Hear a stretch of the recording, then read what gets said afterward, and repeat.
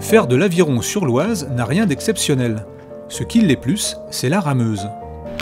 Si je n'avais pas ces sangles, en fait, je ne pourrais pas tenir dans l'embarcation.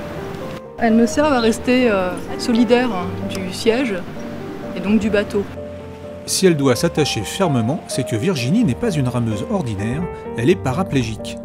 Depuis 2013, elle n'a plus l'usage de ses jambes suite à un accident de quad. Rêvant depuis toujours de faire de l'aviron, Virginie se lance sur les flots malgré son handicap. Mon grand bonheur quand je suis dans ce bateau, c'est que j'oublie le fauteuil. C'est-à-dire que le temps de la course, le temps de l'entraînement, je me déconnecte totalement de la réalité du handicap.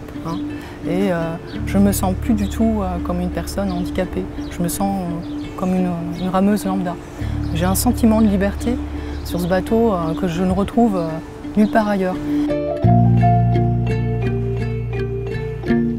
On sort du fauteuil, on oublie complètement le handicap. Alors effectivement, c'est pour le retrouver une fois arrivé sur le ponton, mais au moins, pendant quelques heures, eh bien, on redevient quelqu'un de tout à fait, je dirais, apte à faire des choses comme n'importe quelle personne valide.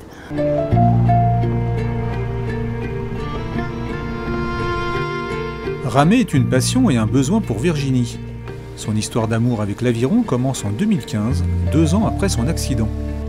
Elle s'inscrit au club de Beaumont-sur-Oise, puis se présente l'année suivante au championnat de France handi aviron. Vice-championne de France en 2016, elle remporte le titre l'année suivante. Très bien. Allez, on garde ça jusqu'au bout. David, son entraîneur, a dû s'adapter à son handicap. C'est pas du tout les mêmes techniques. Là, il faut qu'on explique un geste que nous, on ne fait pas. Du fait qu'on n'a pas le même handicap, donc on est obligé d'avoir une compréhension de l'handicap pour arriver à le faire. C'est elle qui m'a dit voilà ce que je peux faire, ce que je peux pas faire, et on a adapté ses entraînements et puis sa posture et tout ça par rapport à ça, quoi. Virginie s'entraîne comme tout athlète valide. Seule particularité, son bateau est adapté.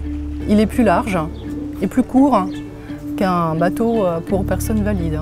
Il est équipé donc d'un siège fixe.